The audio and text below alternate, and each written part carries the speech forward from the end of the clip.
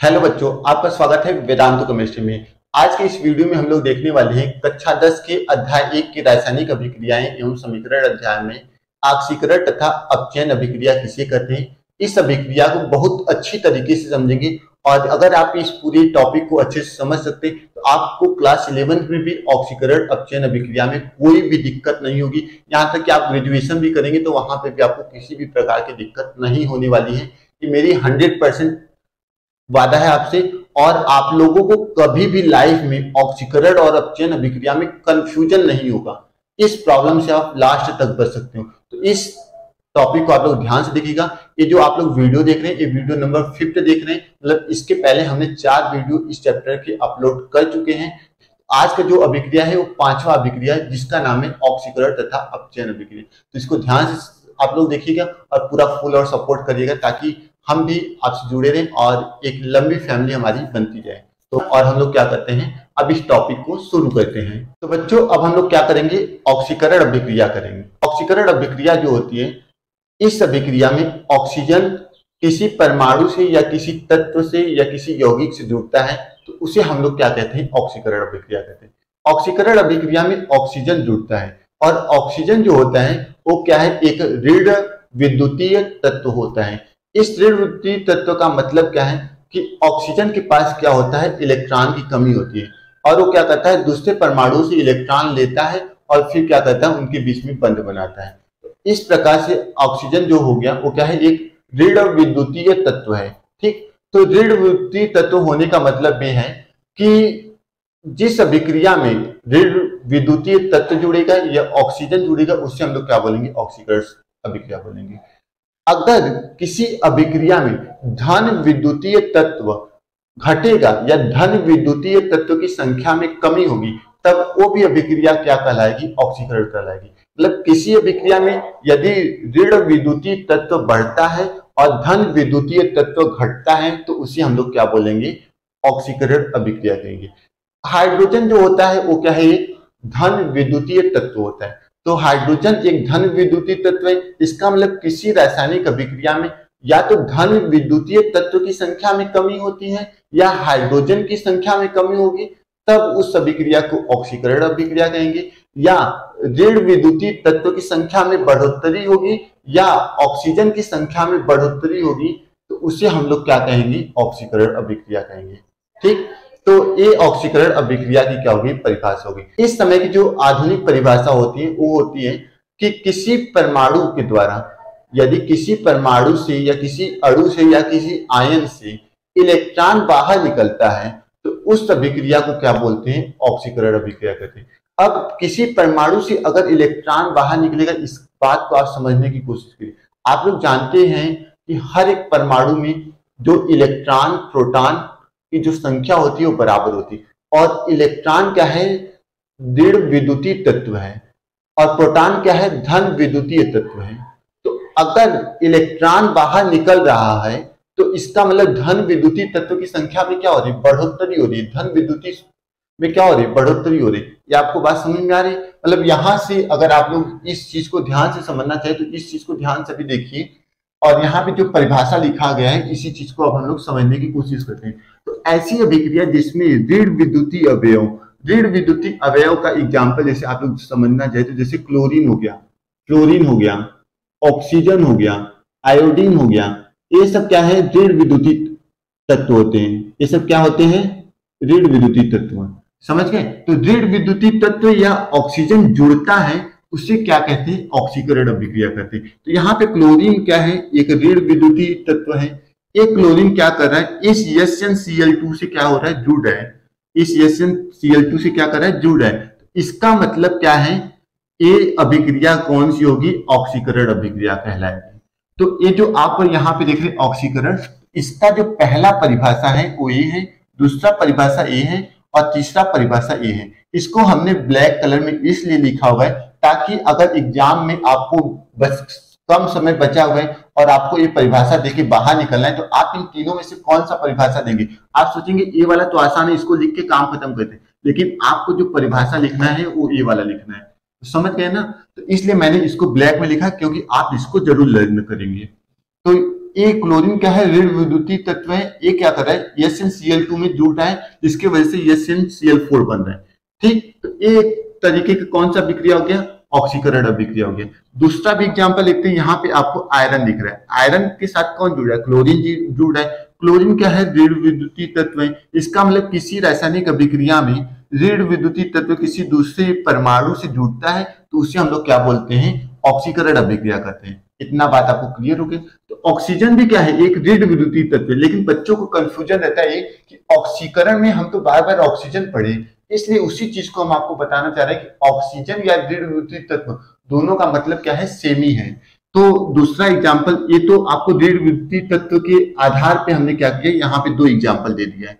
अब हम लोग ऑक्सीजन जुड़ता है इस बेस पे 2 एग्जाम्पल दे रहे हैं। कार्बन है, कार्बन के साथ क्या हो रहा है, ऑक्सीजन जुड़ा है तो कार्बन डाइऑक्साइड बना रहे हैं, तो ये भी क्या है, ऑक्सीकरण अभिक्रिया का उदाहरण है, क्योंकि इसमें ऑक्सीजन जुड़ रहा है। अब यहाँ पे सल्फर है, सल्फर के भी साथ ऑक्सीजन जुड़ के सल्फर डाइऑक्साइड बना रहा है, तो ये भी क्या है, एक ऋण विद्युतीय तत्व ही है, जो कि ऑक्सीजन है, वो क्या कर रहा है, सल्फर में जुड़ रहा है। इस वजह से ये भी अभिक्रिया क्या हो गई, एक ऑक्सीकरण अभिक्रिया होगी। अब हम लोग दूसरा परिभाषा को पढ़ते हैं, ऐसी अभिक्रिया जिसमें धन विद्युतीय अवयव।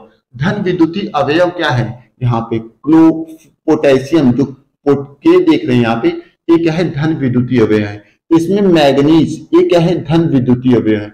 इसमें जिंक, ये क्या है, धन विद्युतीय अवयव है। ऐसी रासायनिक अभिक्रिया, यहाँ पे पोटेशियम है और जो क्लोरीन है, क्लोरीन जो है वो ऋण विद्युतीय तत्व है। ठीक, तो क्लोरीन क्या कर रहा है, इस पोटेशियम से जुड़ रहा है और आयोडीन यहां से क्या हो रहा है, हट रहा है। तो क्लोरीन जो होता है वो आयोडीन से ज्यादा ऋण विद्युतीय तत्व है, ये आपको ध्यान रखना है। क्लोरीन जो है वो आयोडीन से क्या है, ज्यादा ऋण विद्युतीय तत्व है। तो इस वजह से क्या कर रहा है, ये क्लोरीन यहां से आयोडीन को हटा दे रहा है। हटाने के बाद क्लोरीन खुद यहाँ पे आके इस पोटेशियम से जुड़ जा रहा है, जिससे यहाँ पे पोटेशियम क्लोराइड बना रहा है। तो पोटेशियम क्लोराइड जब बना, पोटेशियम क्लोराइड बना तो ऋण विद्युतीय अवयव की संख्या में क्या होगी, बढ़ोतरी होगी, क्योंकि क्लोरीन ज्यादा ऋण विद्युतीय तत्व है ना। तो इस वजह से क्या कर रहा है, पोटेशियम जो है, पोटेशियम के साथ जब आयोडीन था तो वो आयोडीन कम ऋण विद्युतीय तत्व था, और जब पोटेशियम के साथ क्लोरीन आ गया तो क्लोरीन क्या है, अधिक ऋण विद्युतीय तत्व है। इसका मतलब अगर अधिक ऋण विद्युतीय तत्व आके पोटेशियम से जुड़ा है, इस वजह से इस पोटेशियम का जो विद्युत धनात्मक गुण है या धन विद्युतीय अवयव का जो गुण है या धन विद्युतीय संयोजकता का जो गुण है वो क्या हो रहा है, घट रहा है। वो क्या हो रहा है, घट रहा है। तो इस वजह से ये भी जो अभिक्रिया हुई वो क्या है, एक ऑक्सीकरण अभिक्रिया है। उसी तरीके से मैग्नीज ऑक्साइड को हाइड्रोक्लोरिक एसिड के साथ अभिक्रिया कराते हैं तो मैग्नीज क्या करता है, यहाँ से हाइड्रोजन को हटा देता है, क्योंकि मैग्नीज ज्यादा धन विद्युतीय तत्व है हाइड्रोजन की कंपेरिजन में, तो इसलिए यहां से हटा देता है। और क्लोरीन क्या होता है, इससे जुड़ जाता है। अब बात करें क्लोरीन और ऑक्सीजन में कौन ज्यादा धन विद्युतीय तत्व है, तो क्लोरीन और ऑक्सीजन में क्लोरीन ज्यादा ऋण विद्युतीय तत्व होता है, इसलिए क्लोरीन यहां से ऑक्सीजन को हटा के मैग्नीज के साथ जुड़ गया, तो मैग्नीज क्लोराइड बना दिया और क्लोरीन गैस बना दिया और यहाँ पे जल बन गया। ये भी क्या है, ऑक्सीकरण अभिक्रिया का उदाहरण है। फिर यहाँ पे जिंक और कॉपर सल्फेट है, तो जिंक जो है, जिंक कॉपर से अधिक क्रियाशील होता है, इसलिए जिंक यहाँ से कॉपर को हटा दे रहा है। और सल्फेट आयन क्या है, एक ऋण विद्युतीय तत्व है, तो जिंक कॉपर को हटा के यहाँ से जुड़ जा रहा है। यहाँ पे जिंक जो था उसके पास कोई आवेश नहीं था, लेकिन ये अधिक क्रियाशील की वजह से कॉपर को यहाँ से हटा दे रहा है। तो कॉपर को हटा दे रहा है, यहाँ पे जिंक पे तो अधिक आवेश था ना, जिंक जो है वो धातु है और धातु पे क्या होते हैं, चार्ज होता है, प्लस चार्ज। तो जब ये प्लस चार्ज क्या कि इस निगेटिव चार्ज से जुड़ गया, जब प्लस और माइनस जुड़ते तो उस प्लस की वैल्यू क्या होती जाती है, कम होती जाती है। तो इस वजह से जो जिंक है वो यहाँ से कॉपर को हटा के माइनस वाले चार्ज जो SO4 दिख रहा है, ये क्या है, सल्फेट आयन है जिसके ऊपर माइनस चार्ज होता है। तो सल्फेट आयन इस पॉजिटिव वाले के साथ जुड़ गया, इस वजह से इस पॉजिटिव की जो पॉजिटिव कैरेक्टर है, धनात्मक गुण है, वो क्या हो गई, कम हो गई। इस वजह से ये भी अभिक्रिया क्या हो गई, ऑक्सीकरण अभिक्रिया होगी। ये दोनों परिभाषा के अनुसार ये दो इतने सारे एग्जाम्पल आपको समझ में आ गए होंगे। अब जो नीचे मेन परिभाषा, इसके बेस पे हम लोग इस सब एग्जाम्पल को समझते हैं। तो ऐसी अभिक्रिया जिसमें किसी परमाणु अणु या आयन से इलेक्ट्रॉन पृथक होता है तथा विद्युत धनात्मक संयोजकता बढ़ता है। तो यहाँ पे सोडियम है, N क्या होता है, N को सोडियम बोलते हैं, Fe को क्या बोलते हैं, आयरन बोलते हैं, Mg को क्या बोलते हैं, मैग्नीशियम बोलते हैं। ठीक, तो सोडियम से अगर एक इलेक्ट्रॉन निकाला जाए, जैसे यहाँ पे इस चीज को अगर आप नहीं समझ पा रहे हैं तो ध्यान से समझने की कोशिश करिएगा कि ये यहाँ पे ये चीज क्या हुआ है। यहाँ पे देखिए जो सोडियम होता है, सोडियम को Na से लिखते हैं और इसका परमाणु क्रमांक 11 होता है। परमाणु क्रमांक का मतलब क्या हो गया, इसमें 11 इलेक्ट्रॉन होंगे और 11 क्या होंगे, प्रोटॉन होंगे। ये समझ गए। तो अगर इस 11 इलेक्ट्रॉन में से एक इलेक्ट्रॉन को निकाल दिया गया, एक इलेक्ट्रॉन को निकाल दिया जाए तो कितना इलेक्ट्रॉन बचेगा, 10 इलेक्ट्रॉन। और एक इलेक्ट्रॉन यहां से क्या हो गया, ये वाला इलेक्ट्रॉन निकल गया है, तो इसके पास 10 इलेक्ट्रॉन बचे। अब जो प्रोटॉन है वो तो हमने नहीं निकाले, तो प्रोटॉन इसके पास कितने बचे, यहाँ पे प्रोटॉन कितने बचे, 11 बचे, क्योंकि प्रोटॉन तो कोई नहीं निकला है ना, और प्रोटॉन किसी अभिक्रिया के दौरान निकाला भी नहीं जा सकता है, ये भी आप लोग ध्यान रखिएगा। तो यहाँ से एक इलेक्ट्रॉन बचा तो निकला था, तो यहाँ पे 10 इलेक्ट्रॉन बचे थे, लेकिन प्रोटॉन को ना ही निकाला जा सकता है ना ही निकलता है। यहाँ पे 11 प्रोटॉन बचे, और यहाँ पे देखिए 10 इलेक्ट्रॉन और 11 प्रोटॉन, इसका मतलब एक प्रोटॉन क्या है, ज्यादा है, एक प्रोटॉन ज्यादा है इसके पास, क्योंकि ये जो 10 इलेक्ट्रॉन है उससे 10 प्रोटॉन तो खत्म हो गए।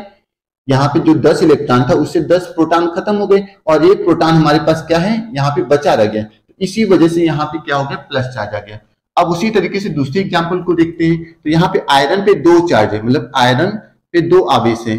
कौन सा आवेश, धन आवेश। तो इसमें से अगर एक इलेक्ट्रॉन निकल जाता है तो इस पे 3 आवेश हो जाता है, क्योंकि एक प्रोटॉन की संख्या फिर बढ़ जाती है इलेक्ट्रॉन के निकलने की वजह से। फिर उसी तरीके से यहाँ पे मैग्नीशियम है, तो मैग्नीशियम से अगर 2 इलेक्ट्रॉन निकालेंगे तो इस पे 2 धन आवेश बढ़ेगा, क्योंकि 2 प्रोटॉन की संख्या क्या हो जाती है, बढ़ जाती है। तो इस वजह से मुझे उम्मीद है कि ये ऑक्सीकरण टॉपिक आपको पूरी तरीके से समझ में आ चुकी होगी। अब हम लोग क्या करेंगे, अपचयन अभिक्रिया।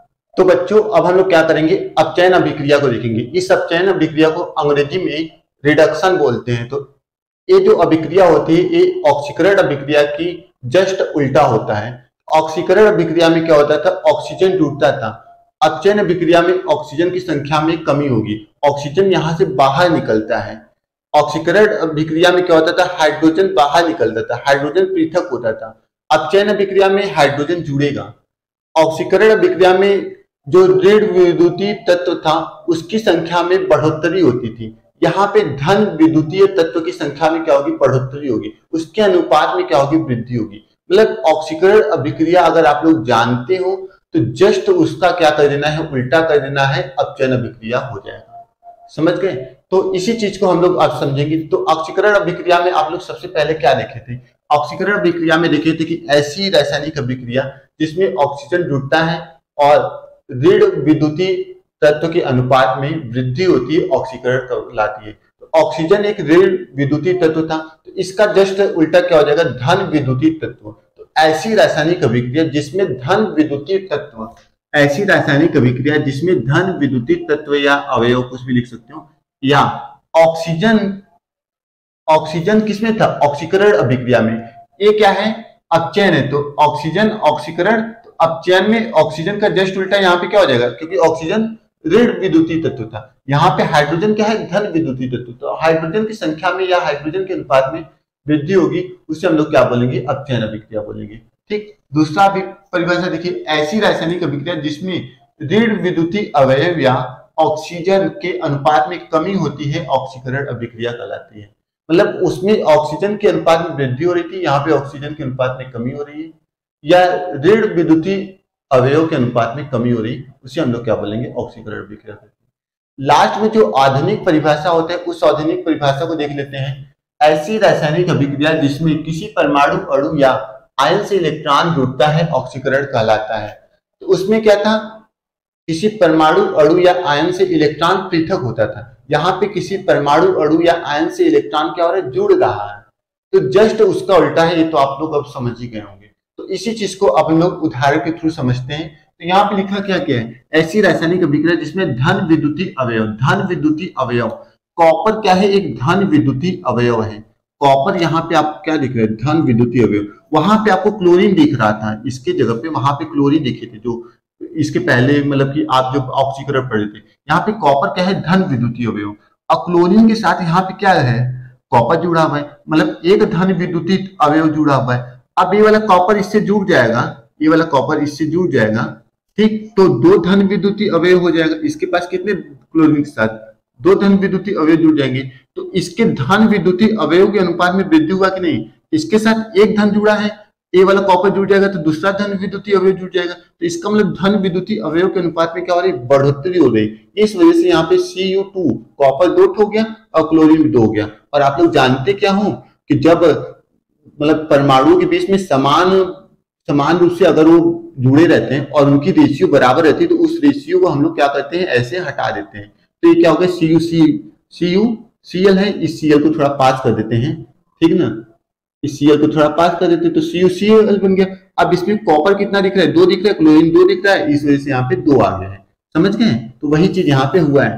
तो ये धन विद्युतीय अवयव के अनुपात में वृद्धि हुई कि नहीं, क्योंकि इसके साथ एक धन विद्युतीय था, अब इसके साथ 2 धन विद्युतीय भी हो गया, 2 क्लोरीन भी हो गया। तो धन विद्युतीय अवयव के अनुपात में क्या हो गई, बढ़ोतरी हो गई।